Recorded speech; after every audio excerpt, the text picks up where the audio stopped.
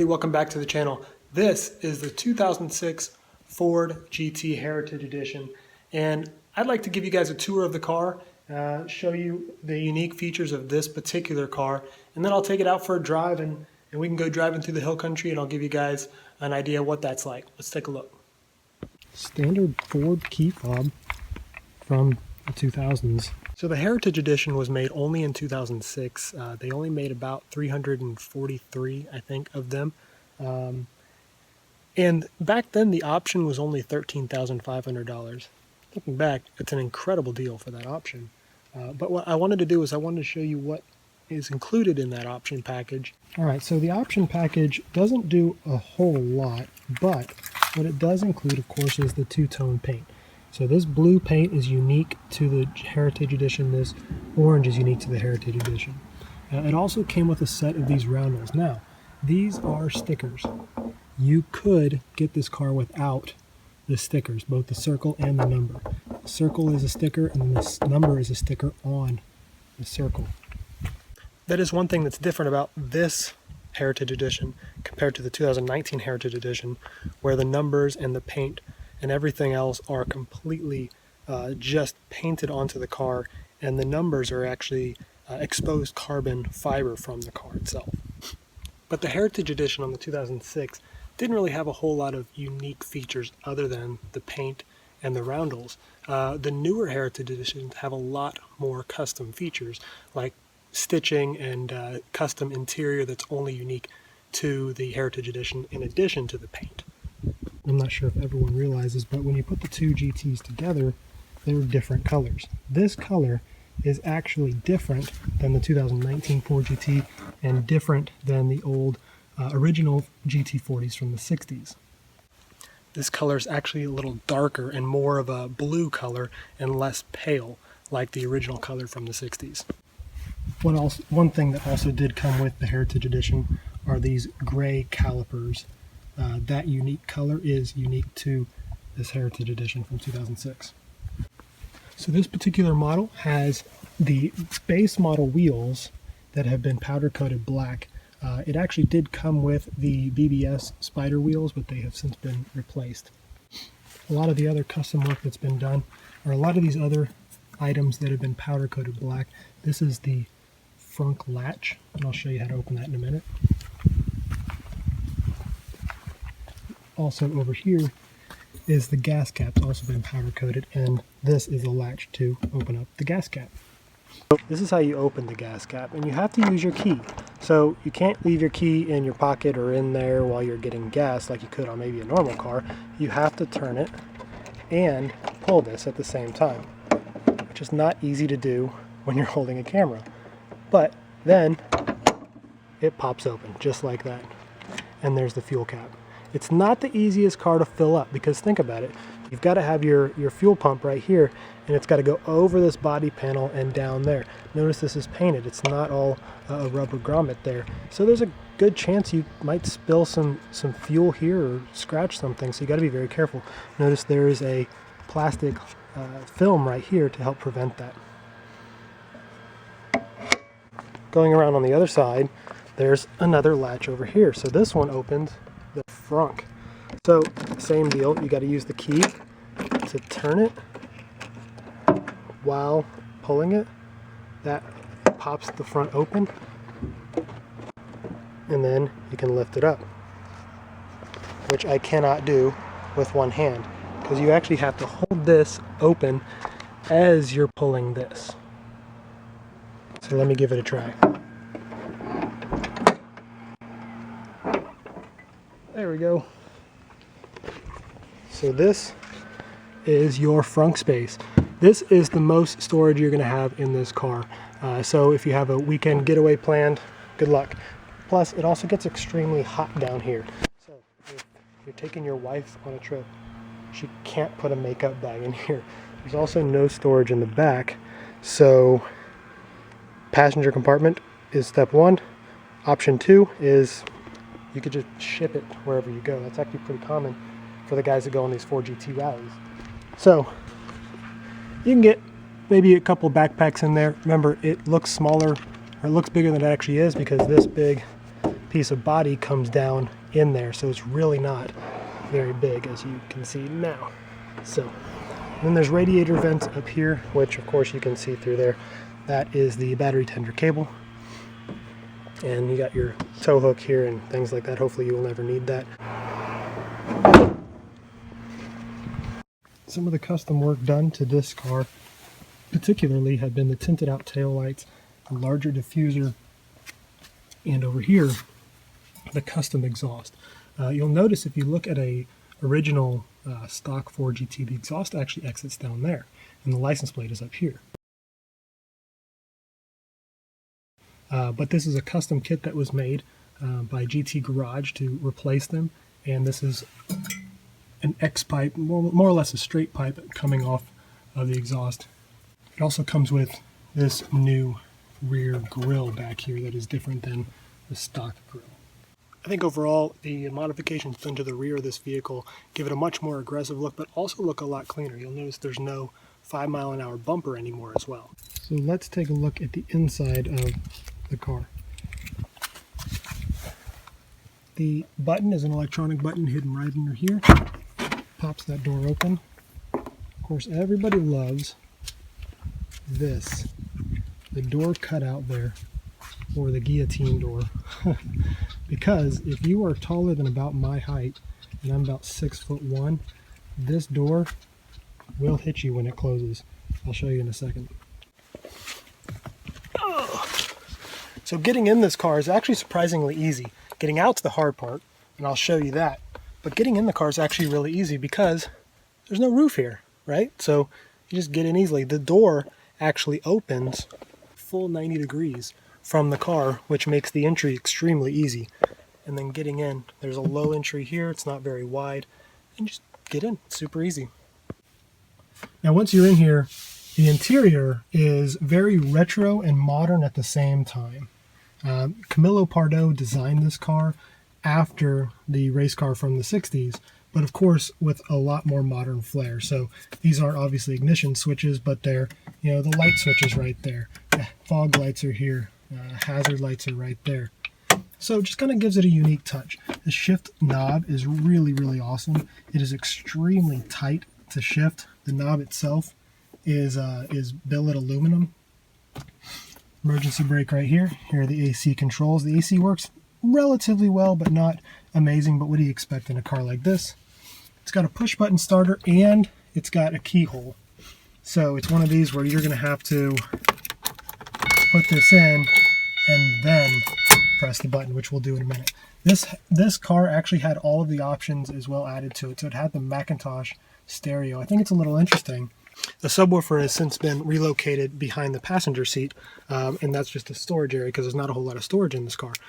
But the new Ford GT really doesn't have any upgrade stereo options. You get the Sync 3 system, and that's about it. There's no way to get an upgraded system unless you aftermarket yourself. Passenger compartment over here is relatively snug. Again, you'll see there's not a whole lot of height from the top of the chair to the ceiling. Now, this is why a tall guy can still sit in this car. Maybe you can't see it on camera as easily, but it does rise probably a good 2, maybe 3 full inches from here to right here. So even though your head might be touching this, which mine is, as you can see, if I were sitting in the middle right here, my head would be hitting that. But then when I close it, I have a couple inches of room right there. So you'll notice when I closed it, I didn't really duck. I normally do, just because, but there's not a whole lot of room right there. So if you're 6'3" or taller, you've got to duck, close it, then sit up, and then you can have a couple more inches. Now again, I'm 6'1". I have about 3 inches of clearance right here. So that's about 6'4". So if you're more than 6'4", could you drive this car? Maybe, but you're going to have to slouch a little bit. That'll give you more. Or you're going to have to do one of these, look like an old lady driving a car. So it's not really the most comfortable drive if you're any taller than that. Getting out of this car is actually the hard part. So you've got to open the door, and then you've got to open it all the way. And now you have that. But here's why you got to open it all the way. Let's say you open it to right here. There might be enough room, but your normal way of getting out of the car is like this. You're going to hit the door. So you got to open it all the way. And then the trick is you just turn sideways and you go straight up. You don't lean like you normally do out of a door because, again, you're going to hit the door. So straight up and you're out of the car. Opening up this engine compartment back here is really not that easy, but I'll show you what you got to do. Under here, there is a latch right there in the middle. You got to pull that, and that pops it, just like if you were going to pull the hood under there to pop it. Now it's kind of loose. So now it's right here, but there's a latch under here that you got to lift. Now, when they originally designed this car, you actually had to have two people to open this. You actually had a latch here and a latch over there. So one person could not open this car. Luckily, there are some smart people in the aftermarket world that built this bar, which you can kind of see right there. So that bar is a mechanism that goes all the way across to the other latch on that side. So similar to your hood on a normal car. So all you gotta do is now lift it, push that bar down a little bit, pull it forward, and a cool guy like me can open it now with just one hand. Not even one person, but just one hand. Now that we have the engine bay open, you can see the engine here. Tires are exposed, which I think gives it a cool look. The suspension is right there. It just looks super aggressive and super awesome here. Airbox is back here. The exhaust, you can see the X-pipe right there underneath. The exhaust just comes out of the headers down there, goes right underneath, X-pipe out. So it's nearly straight piped right out there. Some of the modifications to this car, this is actually the stock supercharger. It's been powder coated black. It's normally silver. There is an upgraded pulley, and then upgraded exhaust, upgraded intake filters, and a tune. It's supposed to get somewhere around 650 horsepower, where stock is about 550. So it's not been crazy modified. It's been very tastefully modified to get about an additional 100 horsepower. So a lot of the GT guys have their cars signed by some of the people that were instrumental in designing and building this car, because it is that unique of an American icon car that we want to have some signatures. Just like you would go get a signature of Michael Jordan, you have a signature of Camilo Pardo, who designed this car. So these signatures that you see on these cross braces on both sides, that's Steve Saleen, Rich Brooks, Camilo, who designed the car. On this side you have a few other guys that were all a part of, they were all instrumental on designing the car or building the car. Right here is Edsel Ford. These are carbon fiber seats. And you notice there's really not any room back here either. You might be able to slide something tiny back here, but here's that subwoofer that got relocated, so there's not a whole lot going on. The interior door panel, very minimalistic. This leather vinyl, this plastic piece right here, and then a aluminum piece right there, and a latch. And of course, you got some parts bin switches here. These are probably from an F-150, just like the key is. These vents are from something else. So I mentioned that custom exhaust earlier. Now we get to start it up so you guys can hear it.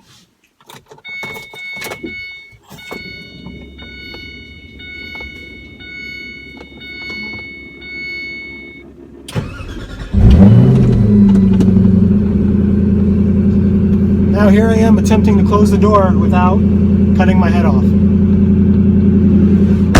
See, I still duck anyway, even if I don't need to. It's just a habit. All right, let's take off. So the shift knob's a little tight, which is good when you're driving. It's tough sometimes on startup. It's really tough to get it into reverse.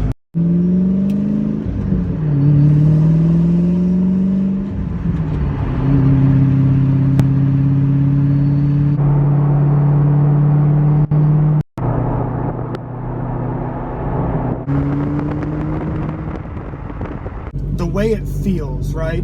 Sitting in this car, it's really interesting because the doors are kind of rounded. You know, I don't know if you can really see that here, but they're rounded from here down. They're rounded from there. There's exposed metal, fiberglass everywhere, on the floor, on the door sills. And so it really feels different. You know, when I compare it against the 2019 GT, which seems very new and refined, and yes, there's structural carbon fiber, but it still feels like you're in a nice plush interior. This car is not that. It is not a plush interior. It really feels almost like, you know, a muscle car, and I think that they designed it that way on purpose, and I think they did an amazing job doing it. But it really feels different. It really feels very, very different because of the way the rounded body is here. Also, the view out the back, it's a really awesome view, obviously, because you have the supercharger right there, the pulley's right here in front of you, and then the visibility back there is really not great. The visibility, like what I can see in the rearview mirror, is only like that thick from top to bottom of that mirror. These side view mirrors really don't do a whole lot. I can't see both the top of the rear fender and the road at the same time. I can't see both things at the same time, so it's kind of hard to really use those mirrors. Backing up in this car is kind of a nightmare. You just have to know the parameters of the car and hope that you don't hit anything, and know how far you have to back up, how far you have on either side. Parking this vehicle is also difficult, speaking of that, because you cannot park two of these cars next to each other in two normal parking spots because of how wide those doors open. So you need to park way in the back, or you need to park and kind of take up two spots. Even though everyone hates it when people do that, you literally can't get out of the car because this door has to open nearly a full 90 degrees to get this part of the door out of your way so you can get out. You can't do one of those where you can kind of like halfway open it and then kind of sneak out. You can't do that in this Ford GT.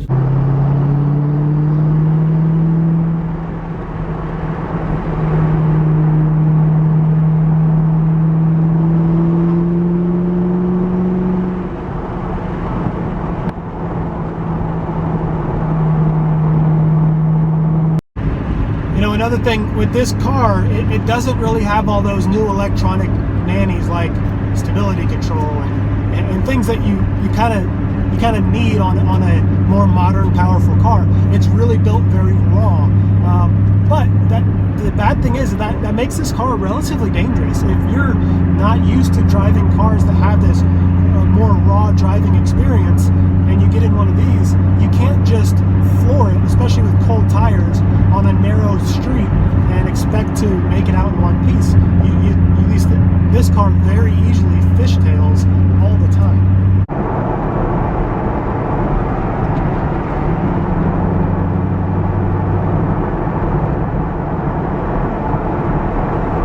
Ultimately, my driving impressions of this vehicle is it is an absolute blast to drive.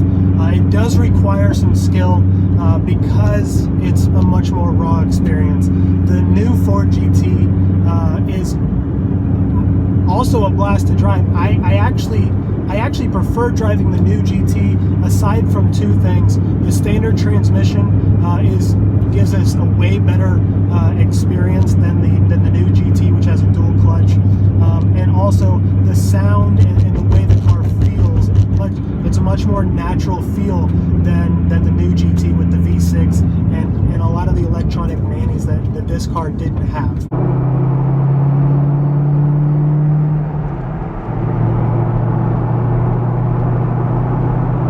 It's got power steering, but the steering it's a mechanical power steering. It doesn't, again, feel the same way as some of the more modern electric power steering. So again, it's a little more laborious than some of the other cars. I'm not saying that's a good thing or a bad thing. What I am saying is that it's a unique thing that this vehicle has compared to a lot of others.